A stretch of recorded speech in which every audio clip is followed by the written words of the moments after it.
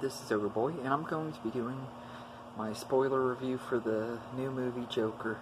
I did a spoiler-free review of it earlier and everything, but I want to talk more about this movie. I haven't been able to get this movie out of my head since I saw it this morning and everything. I just absolutely adored this movie. It was just such a great movie. It's directed by Todd Phillips and written by him and Scott Silver.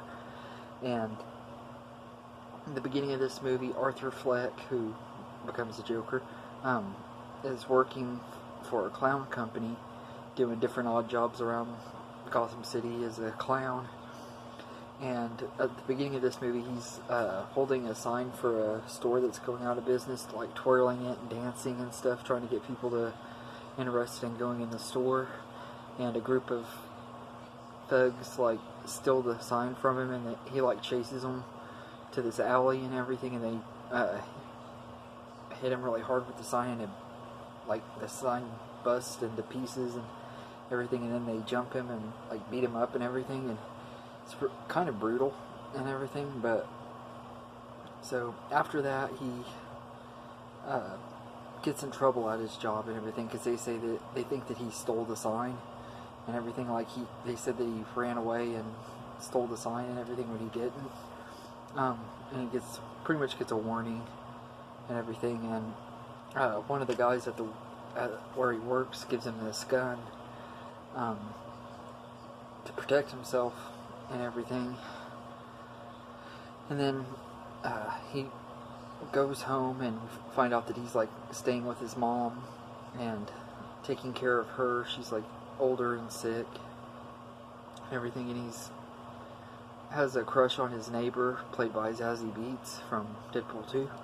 Her character's name is Sophie, but he sees her in an elevator, and she makes a little joke gesture and everything, I guess, because she's and everything, and he takes it seriously, I guess, and they kind of have a relationship going, and he kind of starts obsessing over her. He follows her to work and everything. They kind of have a relationship going, which is kind of weird the way the movie does it and everything, but there's more to that, and I'll get to that when I talk more about the third act. But then anyway, he's still doing clown jobs and stuff, and he has the gun with him when he goes to this children's hospital. He's doing a dance around all these little kids with cancer and stuff, and the gun falls out of his pocket and everything, so of course he gets fired because of it. And the guy that gave him the gun lied and said that he was buying it from him and everything. And so after he goes and he goes on this train, the subway and everything, and there's some guys in there, and they're making fun of this girl and everything, and he starts laughing uncontrollably because he has this uncontrollable laugh. It's like a rare disease. It's actually real. A little bit earlier in the movie, we had seen him kind of laughing really hard on the bus and everything, but on a bus and everything, when he's after he's making faces at this kid. It's in the trailer, and she's like, "Stop bothering my kid," and he starts laughing uncontrollably, and he has to show her a card stating that he's that he can't help it, that he's laughing the way he is. But anyway, it goes back to that on the train. He's laughing uncontrollably, and they start singing and making fun of him. And then they brutally start beating him up and everything, and he ends up taking the gun out and shooting two of them, and one of them runs away. He almost gets away and everything. He's about to climb the stairs out of the subway station, and Arthur shoots him and everything, and it starts a big riot with all these people who are worshiping him because they were Wall Street rich people and everything, and people who kind of see him as a vigilante and think that he's a hero and stuff, which it's hard to say whether that actually was happening or if it's in his head. Because there's a lot of things that are in Arthur's head, but there's things that aren't too. Like, there's a scene at the beginning of the movie where he's watching this late night talk show with Murray Franklin, played by Robert De Niro, and everything, and he has this fantasy that he was on there, and he had mentioned that he was a big fan of him in the audience, and the guy, like, Murray, like, asks him questions about himself, and he says he lives with his mom and he takes care of her, and people start making fun of him and everything, and Murray's like saying that you shouldn't make fun of him for that and all that, and then but it was just like a big fantasy scene, and like towards the end of the scene, Murray's like, I wish that I had a son like you and all that, which kind of gave it away that it was a fantasy scene. But anyway, but like there's scenes in this movie where it's kind of hard to tell whether if it was all in his head or if it actually was happening and everything. But I believe that the protesters and stuff were actually real, but I'm not 100% on that. It's indicated it could be either way, but anyway, as the movie goes on, his mom has like this obsession with Thomas Wayne, who is Bruce Wayne's dad, and he finds out, or she tells him, that Thomas Wayne and her had an affair together, so he thinks that Thomas Wayne is his dad and everything. He tries to go to Wayne Manor to talk to him, and of course Alfred won't let him in there, and he sees Bruce as a kid, and he's like trying to make him smile and play little magic tricks and stuff for him and everything, and Alfred obviously sees a red flag and everything. And then later, a couple nights later, he goes to this play that Thomas Wayne is at, and he ends up talking to him and everything, and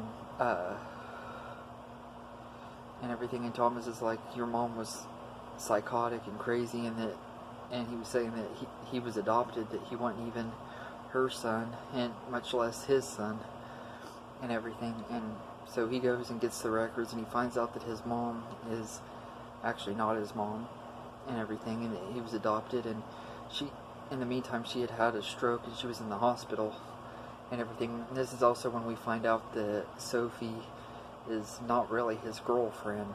That all the scenes where we think that they're going on dates and stuff, it all turns out to be in his head and everything, that she and him don't really even have a relationship. But first he goes to the hospital and he like kills his mom, or the woman that he thinks was his mom and everything, and then he goes back to the apartment and goes in to Sophie's apartment, and she's putting her daughter to bed, and she goes in the front room and she freaks out because of course she doesn't know him, and it doesn't say what happens to her next because we don't see her throughout the rest of the movie.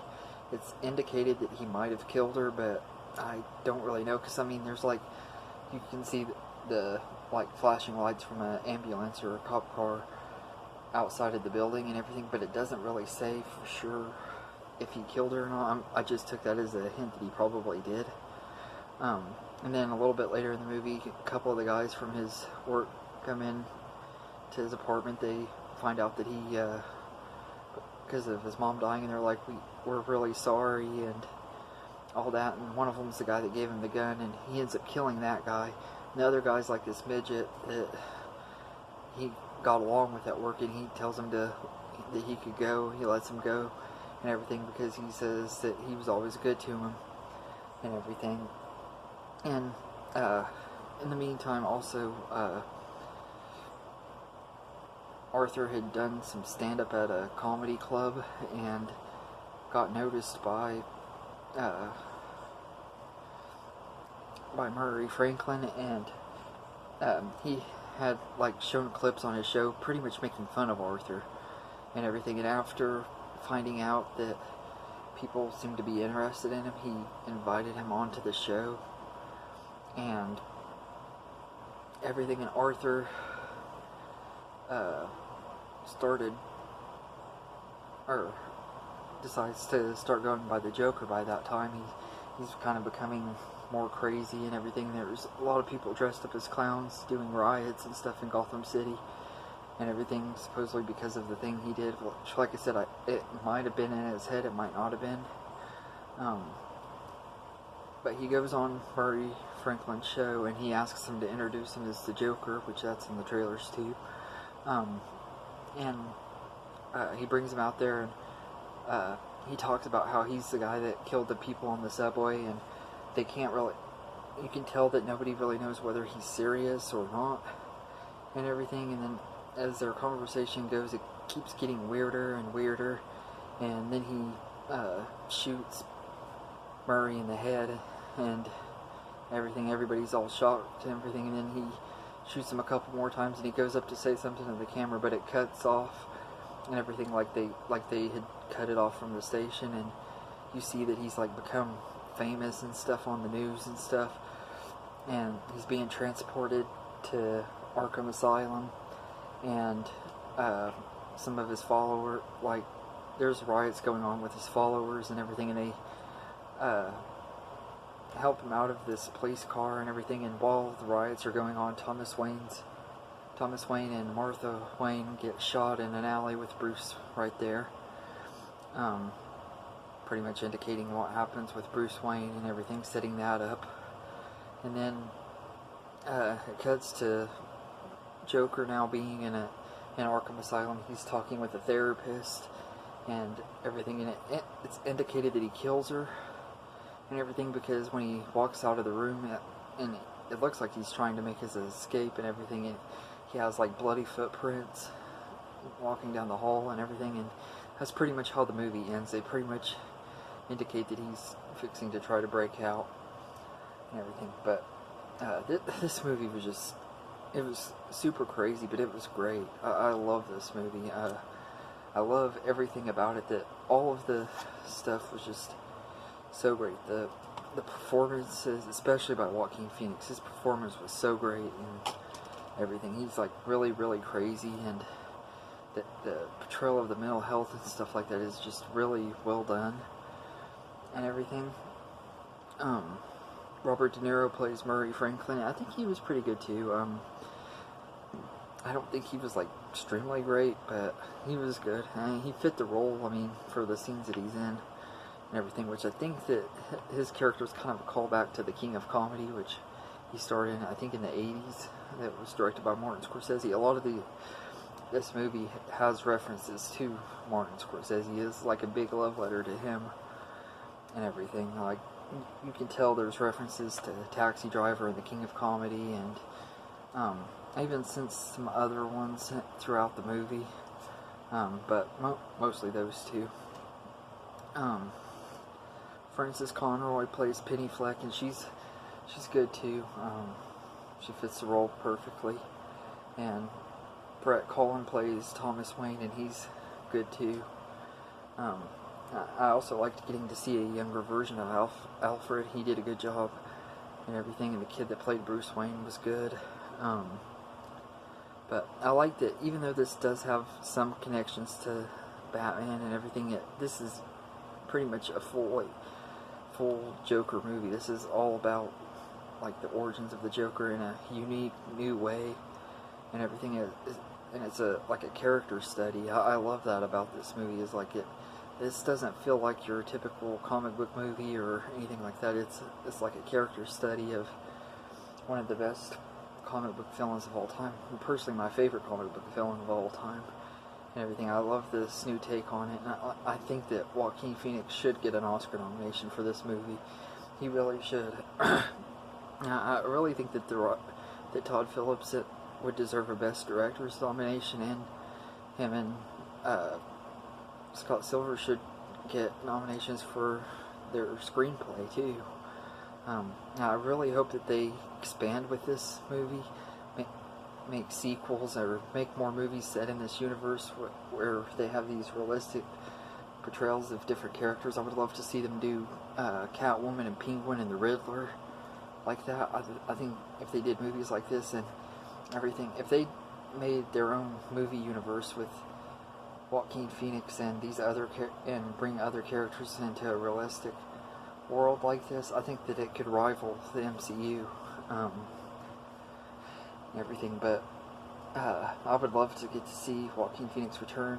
I don't know if they ever will. I don't, because this might have just been like a standalone one and done movie. But if they didn't leave it off where they needed to make sequels and stuff. But if they wanted to, I would be all for it and everything. But if they don't, then I'm okay with having this masterpiece anyway, because this is just such a great movie. It's one of the best movies of 2019, and Joaquin Phoenix gives one of the best performances of his career in this movie, which I say that a lot. I've been watching quite a few of his movies in the last couple weeks, and every time I watch him, I'm like, this is one of the best.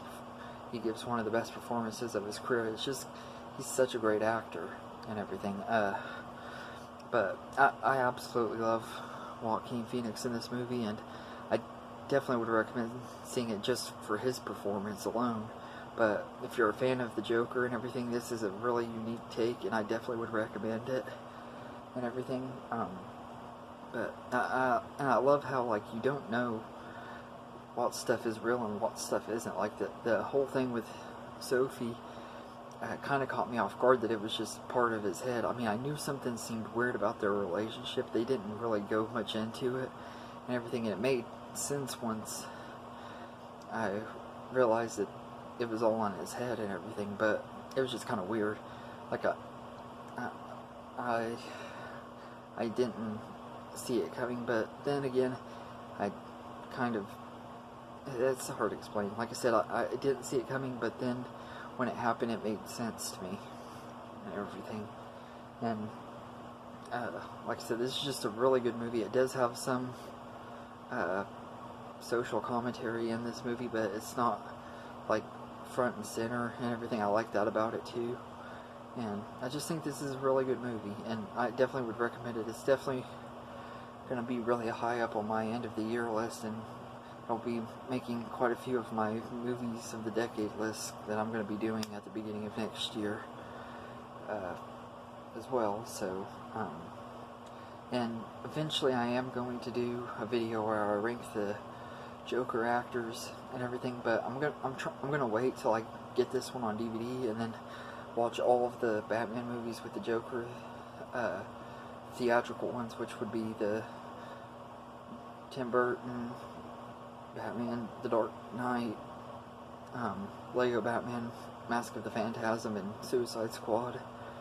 I'm going to watch all of the ones with Joker that were in theatrical movies, and then I'd rank the actors that way and everything, and the Batman with Adam West, the movie from the 60s. I'll be doing that where I rank all of those actors, but I'm going to wait till I get this one on DVD and watch them all at one time and everything. But anyway, let me know what you think of the Joker. And I hope you enjoyed this review, because I really love this movie, and there's so much about this movie that is great, and I love the score. I don't know how to pronounce the guy's name who did the score, but I think it was really great. It didn't feel like, they didn't try to make it feel epic or anything like that, but it just fit the tone of this movie perfectly and everything. And this was a good love letter to movies from the 70s and 80s that Martin Scorsese worked on and stuff. So I definitely would recommend this movie if you haven't seen it and everything. Hopefully, if you're watching this, you have seen it, because I mean, I pretty much talked about the whole thing, but I just love this movie. Everything about it. It's easily one of the best movies of the year. I can't wait to see it again. In fact, I'm actually considering going to see it again within the next couple weeks and everything. But I hope you enjoyed this video, and have a good day, everybody.